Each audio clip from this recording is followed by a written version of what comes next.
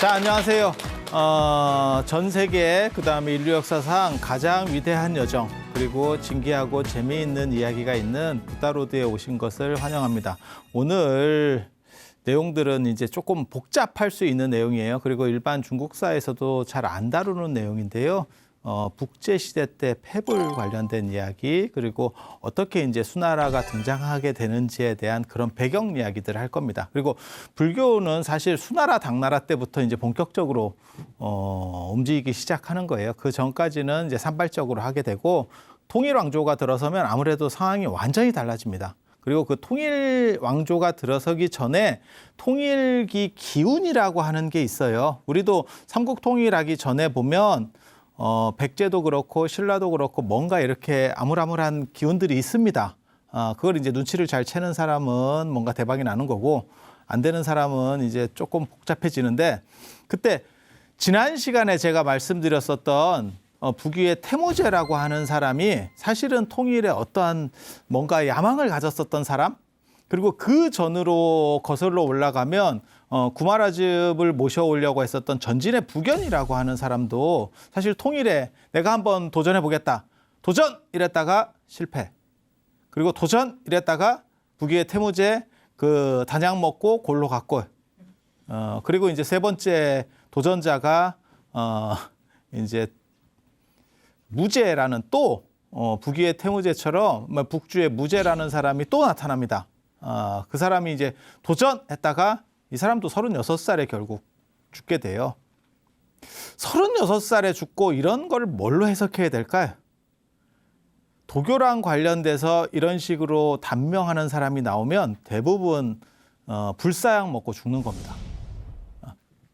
자, 대충 보시면 이 북이라고 하는 나라가 굉장히 중요해요. 전진의 부견 굉장히 중요한 사람이었어요. 불교를 완전히 이렇게 뭐랄까 표면화시키면서 전체 통일을 한번 이뤄보겠다라고 했는데 이제 삐끗하는 바람에 문제가 됐고 북의 태무제 같은 사람도 북쪽 지방을 다 이제 화북이라고 하는데 양장 이북이에요. 강북을 다 통일하고 이제 한번 밀어서 밑으로 내려가 보겠다 뭐 이런 식으로 하는데 그때 저 사람은 너무 도교를 믿었던 거죠. 그래서 지난 시간에 그런 얘기를 해드렸었어요. 저 양반이 불교를 공격해서 불교를 싹쓸이를 하고 나서 결국은 자기도 단약 먹고 뭐 이렇게 하다가 결국 다 죽었다. 그리고 그때 이제 협력했었던 사람 최호라고 하는 사람 죽었고 이제 그 가족이 정몰됐고 완전히 삼족이 멸해지다시피 했고 그 다음에 구겸진은 살았고 구겸진은 아무 일이 없었고 주동자 중에 한 명이었던 구겸진은 근데 구겸진은 그렇게까지 하자고 한 적도 없고 그리고 제가 말씀드렸잖아요. 상황이 바뀌기 전에 일찍 죽으면 책임을 면치 않는다. 책임을 면하게 된다죠. 그래서 북위의 태무제라고 하는 사람이 그렇게 이제 불교를 공격을 했고 그 다음에 문성제라고 하는 사람은 바로 그걸 또 복구시켜 가지고 저때 이제 다묘가 운강석굴에 5개의 굴을 파고 그 다음에 나중에 그게 막 번성해서 5만 1000기까지 올라간다. 아마 더 많았을 겁니다. 지금 현재 남은 것만 불상이 5만 1000 불상이니까 훨씬 더 많이 있었을 거예요. 그렇게 하고 그게 이제 평성, 대동이라고 하는 데거든요. 지금 대동, 예전에 평성이라고 하는데 북경에서 얼마 안 떨어졌습니다. 그래서 그쪽에 있다가 왜냐하면 이 사람들이 유목민 계열들이기 때문에 북경 쪽이 수도예요. 대부분 유목민 계열들의 왕조는 북경 근처가 수도입니다. 북경 근처가 수도입니다.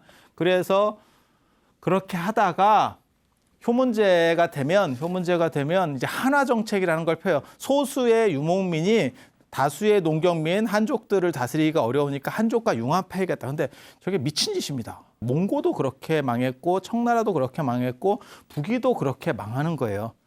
자기네 언어를 잘 안 쓰게 되고 한족 복장을 입고 이제 유목민의 정신을 잃어버리는 거죠. 유목민의 정신이 약간 헝그리 정신이에요.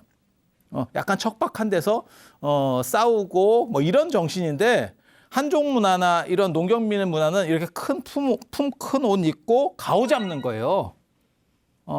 그런데 유목민이 말을 탈 수 없는 유목민이라고 하면 생명이 끝난 겁니다.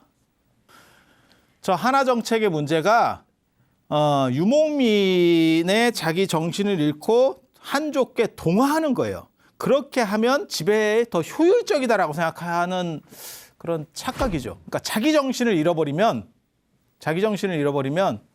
물론 그걸로 운 좋으면 대박이 날 수도 있어요. 기업들도 보면 어떤 일이 있냐면 소니 같은 기업은 지금은 금융 쪽 기업으로 바뀌었고요. 마이크로소프트 하면 윈도우 팔아먹는 데 아닙니까? 지금은 클라우드 회사로 바뀌었고요. 이렇게 해서도 잘 갈 수도 있어요.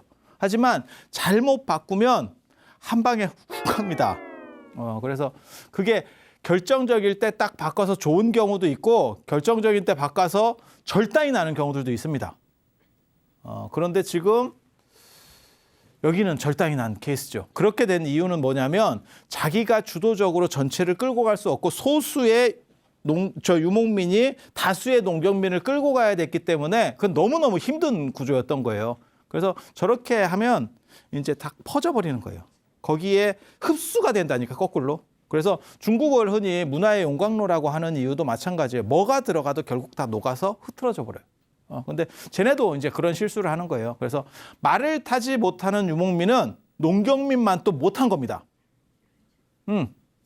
자기 주특기 다 잃어버리고, 이건 뭐 죽도 밥도 아니야. 그때 사람들이, 지배층들이 뭘 하냐면, 이제 사치한 거죠. 사치한 거죠.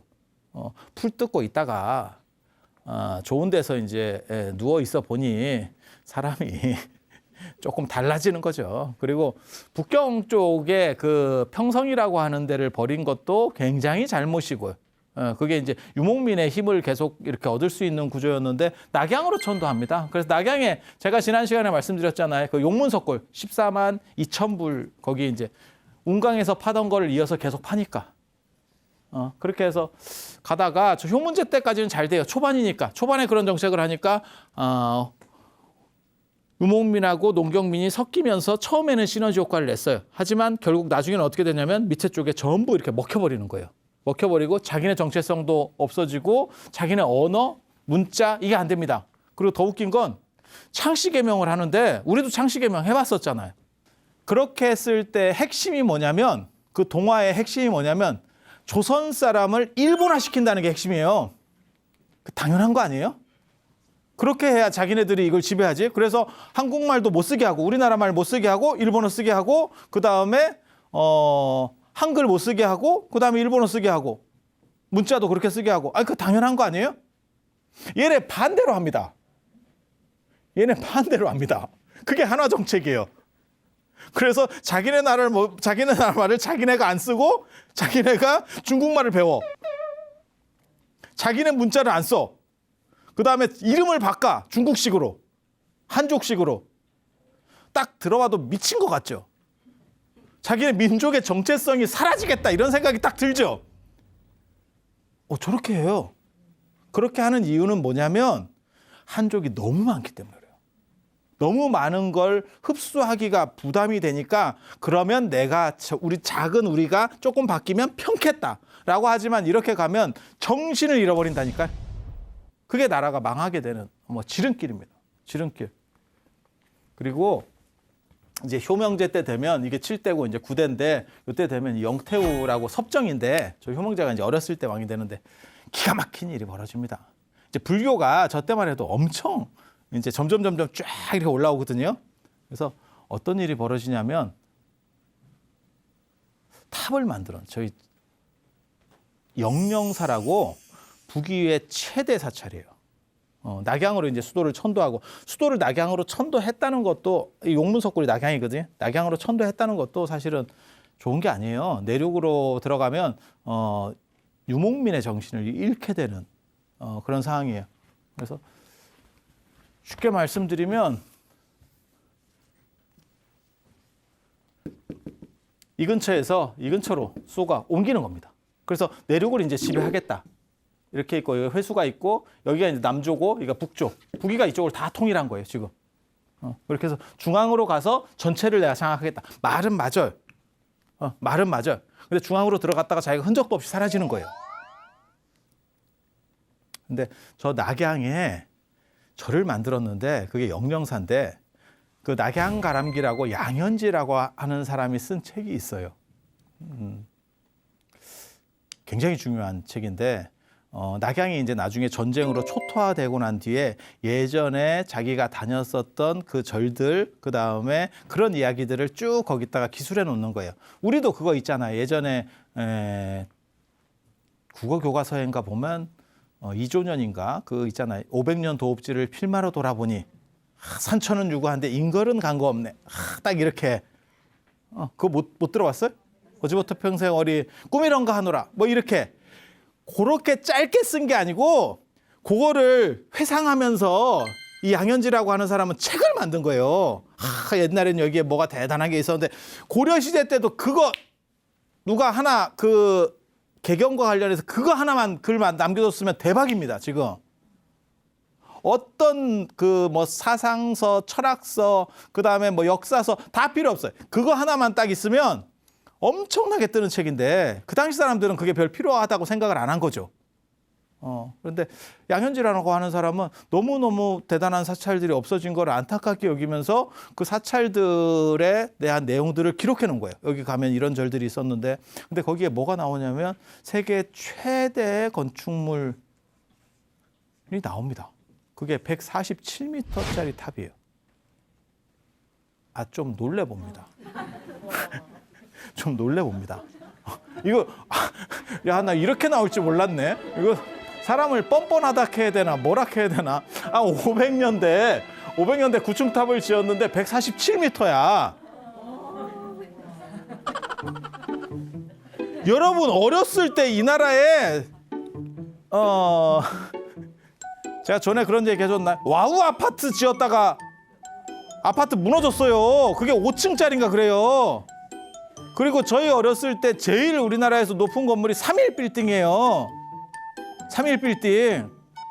3.1빌딩이 얼마나 될 것 같아요? 그 31층이라 3.1빌딩인데 90m밖에 안 되잖아요. 3m 계산하면 500년대 147m라니까요. 근데 저 탑이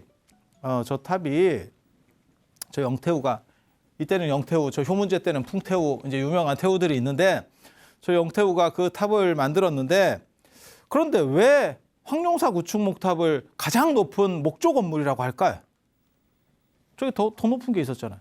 제가 저 건물이 너무너무 궁금해서 저기를 몇 번을 갔습니다. 중국에. 그리고 제가 늙었다는 걸 그때 자각했지. 저기 굉장한 유적지인데요. 저기가 가니까 관리인이 없더라고요. 문자가 놓고 어디 갔더라고요. 그러니까 찾아오는 사람도 없어요. 중국은 유적이 너무 많기 때문에 그런 경우들이 있습니다. 그래서 없더라고요. 2번이나 갔는데 없었어요. 2번인가 3번인가 갔는데 제가 없었어요. 계속. 그런데 제가 왜 늙었다고 생각하냐면 예전 같으면 넘어갔습니다. 나 너무 궁금해서 넘어갔어. 그 철망으로 이렇게 해놓는 거거든요. 그렇게 진짜 다무를 해놓는 건 아니고 유적지인데 그걸 무슨 다무를 해서 뭘 지키고 할 게 뭐 있어요? 아무것도 없어요. 그냥 땅바닥에 황룡사지 같은 거예요. 이해가 됩니까? 그렇게 해서 넘어갈 수도 있었으나 못 넘겠어요. 제가 젊었을 때는 그거보다 더 심한 거를 넘었어. 넘었는데 나이 먹으니까 점잖아지더라고. 땅이 나를 땡겨. 나 중력이 이렇게 강한지 몰랐네. 나이 먹을수록 중력의 힘이 굉장히 이게 중력이라고 하는 게 가장 약한 우주의 힘 중에서 가장 약한 힘이 중력이다 이렇게 얘기하는데 이거 굉장히 여러분도 그거 안 느끼세요? 그래 조금만 움직이면 사람이 자꾸 어디에 앉아. 이게 참. 그래서 그걸 못 넘어간 게 좀 안타까운데 그래도 다 보여요. 밖에서 이렇게 봐도 다 이게 이 펜스로 쳐놓은 거기 때문에 다 보여요. 그래서 저 전기를 한번 받아봤으면 했는데 저 탑이 왜 황룡사 구축목탑처럼 최고의 목탑이라고 얘기를 안 하냐면 저기는 밑에 상당 부분을 흙으로다가 벽돌로 했습니다. 벽돌로. 정확하게 말하면 벽돌로. 그래서 저거는 순수한 목탑으로 볼 수 없기 때문에 최고의 목탑을 황룡사 구축목탑으로 봐요. 그리고 제가 늘상 말씀드리지만 오래 건축하는 거 좋은 거 아닙니다. 저런 것도 얼마 안 걸려서 만들어요. 제가 전에도 그런 말씀 드렸잖아요. 황룡사 구축 목탑 우리 1년 만에 만들었다. 뭐 수십 년 걸려서 나무를 짠물에 넣고 삶고 그렇게 안 합니다. 우리 조상들이 지금 우리랑 뭔 차이가 있겠어요? 그렇게 안 합니다. 장인 정신 없습니다. 그리고 장인 정신이 좋은 건지 저는 모르겠습니다. 정확하게 말하면. 사람들은 뭐 장인 정신이 있어서 뭐 명품을 만들어야 그런 거 아닙니다. 싹 쓸 만큼 필요한 만큼만 만들어내면 돼요. 그게 동아시아가 발전할 수 있었던 가장 중요한 원동력, 현대에서 그거라고 생각을 하거든요. 그러니까 미국은 예를 들어서 프린터 하나를 만들어. 그러면 걔네는 뭐 자동차를 만들어. 그러면 몇십 년 쓸 거를 만들어. 몇십 년씩 안 씁니다. 사람들이. 쓸 만큼만 만들어주면 됩니다. 딱 바꾸는 주기 정도로. 마치 스마트폰을 20년 쓰도록 만들 필요가 없는 거예요. 2년에서 3년 쓰도록 만들어서 팔면 돼. 스마트폰을 20년 쓰도록 만들어서 예를 들어서 100만 원을 받아. 20년 쓰도록 만들어. 2년에서 3년 쓰도록 만들어서 60만 원 받아. 이게 팔린다니까요. 이게 팔린다니까요. 사람이. 왜? 어차피 그렇게까지 쓸 수가 없잖아요. 그래서 장인 정신이 꼭 좋은 거 아니에요. 그리고 건축도 제가 전에도 그런 얘기 잠깐 해드린 것 같은데 저기 바르셀로나의 저 가우디 가족 성당 지금도 만들고 있어요. 너무 오래 만들어서 지금 보수하고 있어. 완공되기 전에 보수를 해. 발주한 사람 입장에서는 어떤 일이 벌어지는 줄 아세요? 내가 아파트 청약을 했어. 근데 그 사람이 뭐라고 얘기하냐면 200년 뒤에 입주입니다. 이게 무슨 그냥 도라이 수준이 아니고 이건 짱돌입니다. 그러니까 여러분이 생각하는 거하고 달라요. 빠른 게 꼭 이게 좀 상태가 안 좋은 겁니다. 아니에요. 빨라도 상태가 좋은 게 최상. 근데 우리는 이제 개발 시대 때는 약간 너무 빠른데 치중하다 보니까 약간 상태가 떨어졌어. 그걸 이해해야 되는 거지. 모든 건축은 빠른 게 최고예요. 빠른 게 최고예요. 공기 단축이라고 하는 건 굉장히 좋은 거니까. 그래서 이렇게. 근데 이게 이제 최대 단점이 뭐냐면 황룡사 구축 목탑에서도 그게 나타나요. 무슨 일이에요? 벼락이 떨어져. 너무 높은 건물을 세워놓으니까 피레침 개념이 없잖아. 벼락이 떨어져. 벼락이 떨어지면 어떤 일이 벌어질까요? 위에는 지금 다 나무인데. 나무라고 제가 힌트까지 주는 거예요. 나무 건물에 벼락이 떨어지면 무슨 일이 벌어질까? 불이 나겠죠. 그죠? 나무 건물에 벼락이 떨어지면 벽조목이 돼서 도장을 만들고 이런 게 아니고 불이 붙겠죠. 불이. 예, 불이 붙겠죠. 그러면 저렇게 고층 건물에 위에서 불이 붙어버리면 어떤 일이 벌어질 것 같아요? 화재 진압 못하죠. 화재 진압을 할 방법, 지금도 화재 진압이 안 돼요. 목조 건물은. 그런데 예전에 뭐 당연히 안 되겠죠. 그렇게 해서 이제 안타깝게도 지은 지 얼마 안 됐어요. 여기 보시면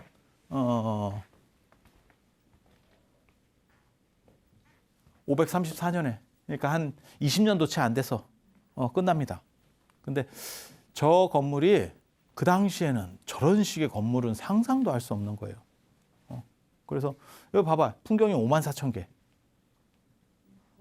여러분들은 잘 안 놀란다. 탑 주변에 종이 쫙 달렸다는 거야. 이게 지금 금색으로, 그러니까는 황룡사 구축 목탑 같은 걸 생각을 하시고 그 옆에 금색 종이 쫙 돌렸다는 거거든요. 몇 개 돌려서는 저 54,000개를 쓸 수가 없어요. 아예 쫙 이렇게.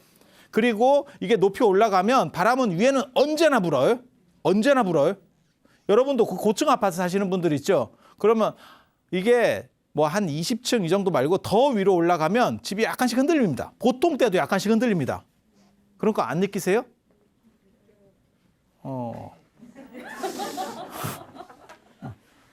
그래서 연세 드시면 낮은 데 사는 거예요.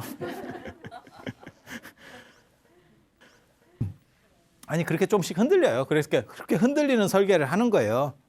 그걸 이제 느끼면 정상적인 거고 못 느끼면 인생 편안하게 사시는 거예요. 뭐 굳이 그걸 느낄 필요가 뭐 있겠어요. 그리고 이제 태풍 불고 이러면 더 흔들리죠. 하지만 다 안전하게 설계가 되는 거예요. 그걸 다 계산해서 위험한 거는 절대 아닙니다. 그렇게 해서 풍경이 54,000개, 십리 밖에서도 그 소리가 들리고 백리 밖에서도 탑이 보인대. 뭐 생각하시면 되냐면 롯데 제이 롯데월드. 그 근처에 이렇게 가기만 하면 다 보이죠.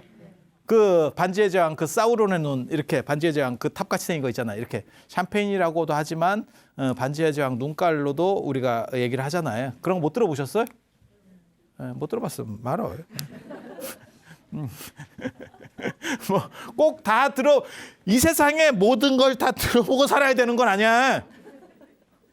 대충 들어도 돼. 그렇게 해서 진짜 저 잠실 인근에 꼭 잠실까지 안 가더라도 그 인근에만 가면 그게 다 보이죠. 다 보이죠. 그런 식의 뭔가가 있었다는 거예요. 그리고 저기에 저 탑이 이제 굉장히 대단한 이제 양현지의 낙양가랑기에 저 탑과 관련해서 굉장히 중요한 대목이 나오는데 뭐냐면 달마대사이가 처음으로 나와요. 달마와 관련된 가장 오래된 기록. 그러니까 달마가 실존 인물인지 정확하게 잘 모릅니다. 하지만 달마가 실존 인물이라고 말할 때 우리가 근거로 삼는 것 중에서 가장 대표적인 기록이 저거예요. 근데 저걸 보면 굉장히 재밌습니다. 달마가 이 영령사라고 하는 절이 우리식으로는 황룡사 같은 절이에요. 딱 황룡사 같은 절이에요. 북위의 최대 사찰. 그리고 거기에 이 양반이 와서 이렇게 딱 보니까 자기가 인도에서부터 여기까지 와서 다녀본 바로도 이런 절을 본 적이 없대. 눈이 돌아간대. 눈이 돌아간대. 그래서 그 위에 황금색으로다가 이게 풍경도 그렇고 전부 금색입니다. 그다음에 맨 꼭대기에 상륜부라고 하는데 거기도 금색이에요. 거기서 막 빛이 이렇게 번쩍번쩍하면 막 너무너무 대단하게 보이는 거야. 지금 여러분들은 큰 건물들을 많이 봐서 그런 거고 그냥 여러분 어렸을 때 저런 걸 봤다고 생각을 해보세요. 우리도 그런 거 있었잖아요. 지금 영화나 이런 거 어렸을 때 보면 맨하탄에 잠 못 이루는 밤 이렇게 거기 뒤에 배경으로 이렇게 착 나오면서 그 맨하탄에 이렇게 마천루들 다 보면 미국은 확실히 뭔가가 있는가 봐. 뭐 이런 생각을 다 그런 생각 안 해보셨어요? 그래서 그런 식의 뭔가 이렇게 촌놈의 우리나라에는 저 어렸을 때만 해도 별 볼 일이 없었으니까 이 나라가 뭘 이렇게 건물다운 건물이 별로 없었고 그렇잖아요. 그러던 시절에 그런 영화들을 이렇게 보면서 스카이라인이 저렇게 보면 야 저건 뭐 미국은 진짜 뭐 대단한 나라인가 봐 뭐 이런 생각을 하듯이 달마도 그런 생각을 했대요. 그래서 막 구름 속에서 뭐 이렇게 빛이 번쩍번쩍 하는 것 같고 막 이렇게 풍경 소리도 막 엄청나고 이러니까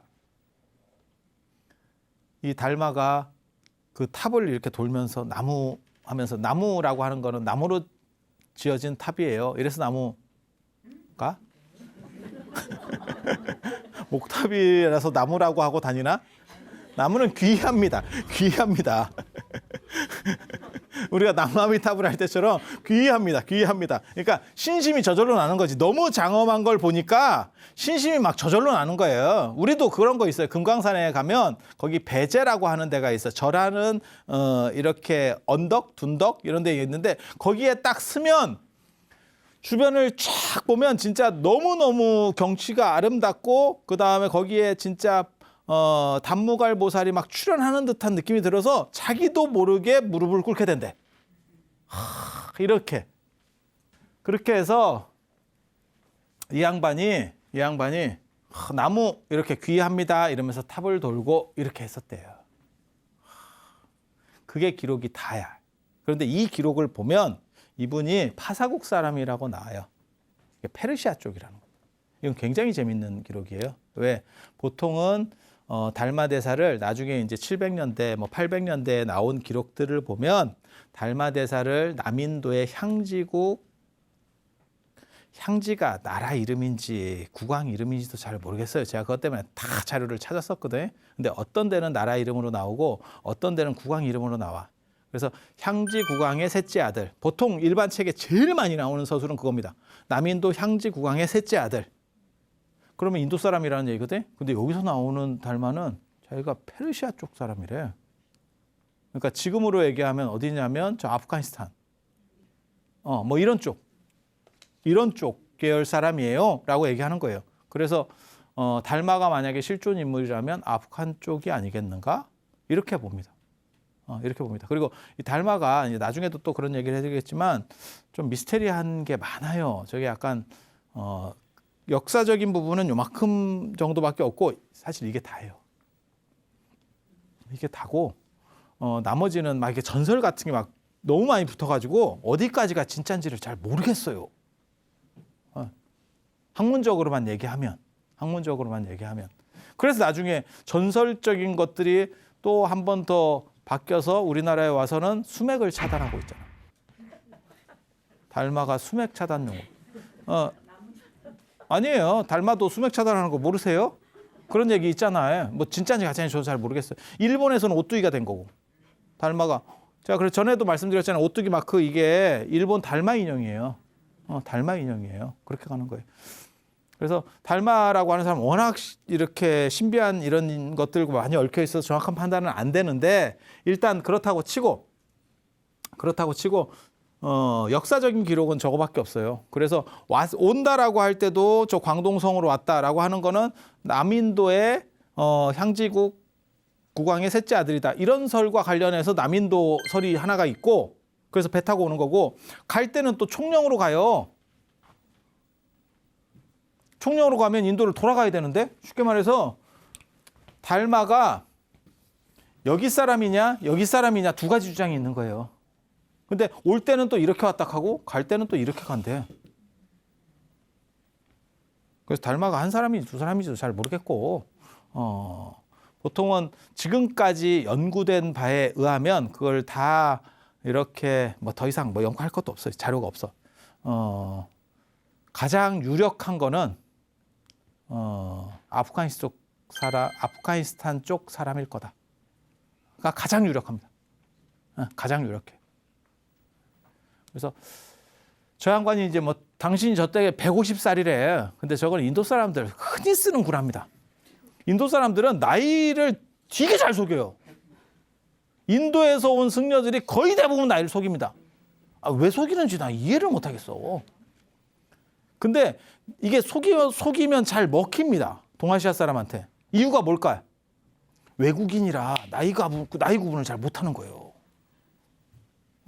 이게 사람은 익숙한 것만 구분하거든. 그래서 한국 사람들끼리는 나이 구분을 할 수 있죠. 저 사람이 나이가 어느 정도 되겠다라고 짐작되잖아요. 외국인이면 잘 안 됩니다. 그리고 외국인이 우리 동아시아인을 봐도 나이 구분 잘 못합니다. 그래서 되게 젊은 줄 알아. 여러분들도 되게 젊은 줄 알아. 내가 네 할미뻘이다 이놈 새끼들. 이런데 이태리 같은 데 가면 그 사람들이 눈이 좀 안 좋아서 뻐꾸기를 날려요 할매들한테. 아니 그런 경우들이 있어. 그러니까 구분을 못하는 거예요. 근데 되게 재밌는 얘기 해드리면 그것만 구분 못하는 게 아니고 우리 같이 밀어도 구분 못한다. 그러니까 조건 중에 하나만 삭제를 해도 나이 구분을 잘 못해요. 나이 구분을 잘 못해요. 제가 사실 젊어 보여서 그렇지 제가 여러분들보다 나이가 많잖아. 제가 일제시대 때도 살았고 안 죽고 계속 이렇게 살고 있어요. 제가 울버린 같은 사람이야. 안 죽어. 계속 이렇게 이렇게 살고 있기 때문에 그래서 달마 아까 150이라고 얘기를 하는데 저런 스타일들이 많아요. 이렇게 기록에 보면 저걸 도대체 어떻게 가늠해야 될까? 근데 상식적으로 봤을 때 지금도 150 사는 사람 별로 없어. 아마 아예 없을걸?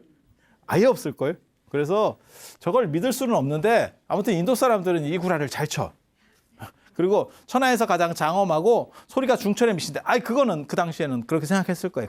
저건 뭐 100%. 100%.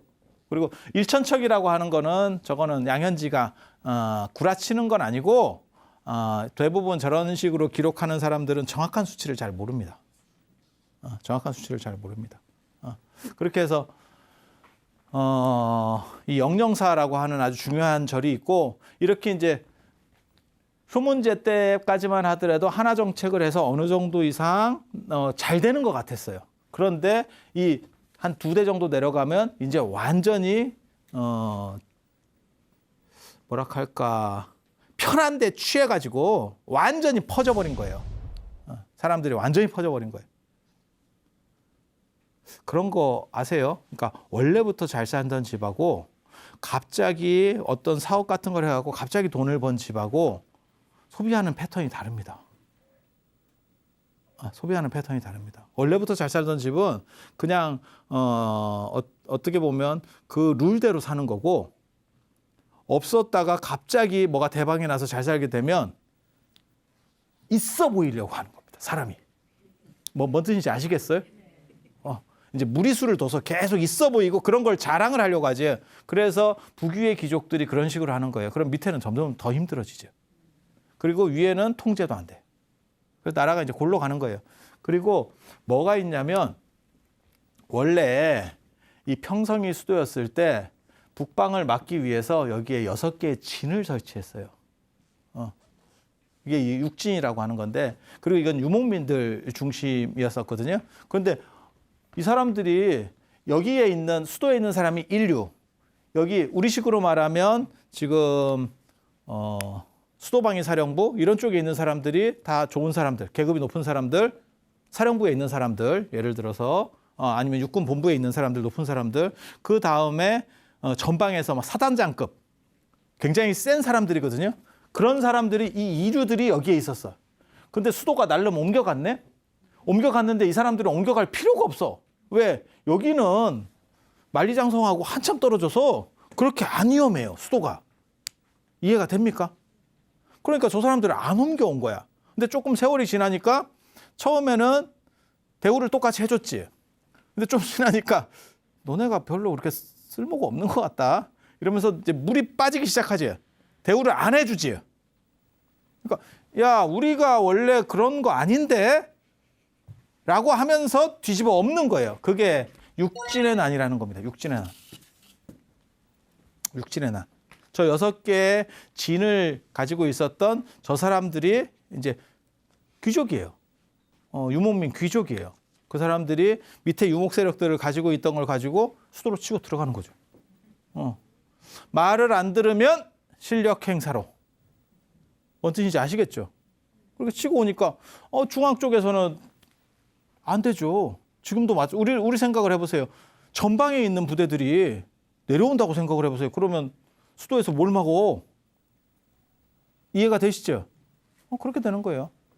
그렇게 해서 그거를 이제 이때 실력자로 등장하는 게 이주영이라는 사람이고, 무신의 난, 우리나라로 치면 무신의 난 같은 거죠. 고려시대 때 무신의, 정중부 무신의 난, 뭐 이렇게 해갖고 새로운 실력자로 딱 등장을 해서 내가 좀 어떻게 좀 해먹어 봐야겠다 이렇게 딱 나섰을 때 그렇게 잘 되는 경우도 있고, 이성계처럼 그냥 쭉쭉쭉 가는 경우도 있고, 바로 뒤집어 갖고 또 되치기 당하고 뭐 이런 경우들도 있어요. 그 안에서. 그래서 이 사람이 몰락하고 고한, 이름이 좀 그렇긴 한데 고한하고 우문태가 나라를 쪼갰어요. 이렇게. 그래서 이게 동위, 이게 서위. 그렇게 해서 쪼개가지고 조금 하고 있는데, 이게 나라가 어느 정도 이상 오래 가야 안정이 돼요. 그러니까 제가 한국사 얘기할 때도 그런 얘기 하는데, 세종이라고 하는 사람이 굉장히 중요한 게, 세종이 없었다면 조선이 영속할 수 있었느냐에 대한 게 있어요. 그러니까 세종같이 한번 딱 눌러주는 사람이 있어야 돼. 그게 아니면 계속 밑에 사람들이 이렇게 시끄럽다니까. 이유가 뭐냐면, 제가 전에도 그런 얘기 잠깐 해드렸었는데, 야, 너네 할아버지랑 우리 할아버지랑 원래 친구 아니었냐? 나라가 건립된 지 얼마 안 되면 늘상 그 얘기가 나와요. 나라가 오래됐잖아요. 몇백 년 됐잖아요. 그러면 무슨 일이 벌어지냐면 맘먹지를 못합니다. 왜? 우리 할아버지도 얘네 할아버지한테 신하였었어. 우리 고조 할아버지도 얘네 할아버지한테 신하였었어. 이해가 됩니까? 그런데 나라가 건국되고 얼마 안 되면 우리 할아버지랑 너네 할아버지랑 야, 그게 배꼽 친구였는데 뭐 이런 얘기를 하는 거야. 자꾸 쓸데없는 얘기를 뒤에서. 아니면 더 건국된 지가 얼마 안 되면 너네 아버지랑 우리 아버지랑 야 그게 거시기 친구야. 중마고우고 어깨동무고. 야 어깨동무 진짜 오래간만에. 그 옛날 말인데. 뭔 뜻인지 아시겠죠? 그래서 왕에 대한 권위가 없다니까요. 그래서 그때 뒤집어져요. 잘 뒤집어져. 언제나. 개국 초에. 그런데 이방원이 싹쓸이를 한번 시켰고 세종이 한번 눌러버리니까 조선이라고 하는 나라가 틀이 확 잡히게 되는 거거든요. 그런데 이쪽에는 이제 그게 잘 안 되죠. 그리고 특히 유목민들이 그걸 잘 못합니다. 생각보다. 그래서 요 사람이 차지한 걸 이쪽에서 날롬 해갖고 쪼개먹고 그쪽에 먹고 바로 얼마 지나지 않아서 요 봐보세요. 534년에서 550년 한 15년 하다가 또 딴 놈이 또 날름 먹어. 네. 그래서 북제북주로. 그러니까 여기가 북제북주로 이렇게 바뀌게 되는 거예요. 이렇게 바뀌게 되고 이 자체를 나중에 요 북주에서 조금 하다가 조금 지나면 진짜 센 사람이 또 나옵니다. 저게 수문제 양견이라고 하는 사람 나옵니다. 그래서 이 북주에 이제 무제라고 하는 사람이 또 도전을 하거든요. 내가 천하를 제패하겠다. 그러면서 또 불교를 공격해요. 그 이야기는 오늘은 좀 아까우니까 제가 오늘 거기까지 해주려고 그랬는데 여러분들이 저 147m에 안 놀라는 것 때문에 그랬어. 지금 나 그게 놀랬으면 내가 쭉쭉쭉 나가가지고 여기까지 해주려고 그랬어. 근데 147m 500년대에 147m예요. 그랬는데 어쩌라고. 내가 거기 뭐 청약 들어간 것도 아니고 왜 나한테 그래요. 이런 정신 자세를 보이는 바람에 나도 깜짝 놀랐어. 내가 달마가 된 듯 했다니까. 달마가 147m짜리 탑을 보고 이렇게 놀라는 걸 내가 여러분들에게 147m라고 얘기했는데 여러분들이 어쩌라고 하는 걸 보고 내가 달마가 된 것 같았어. 그래서 더 이상 이 얘기는 못 할 것 같고 언제 해주냐면 내가 다다음 시간에 아니고 다음 시간에 해드리도록 하겠습니다. 자 그러면 오늘은 이상 마치고 다음 시간에 북주 무제의 패불 관련된 이야기들 이어서 할 수 있도록 하겠습니다. 자 들어주셔서 감사합니다.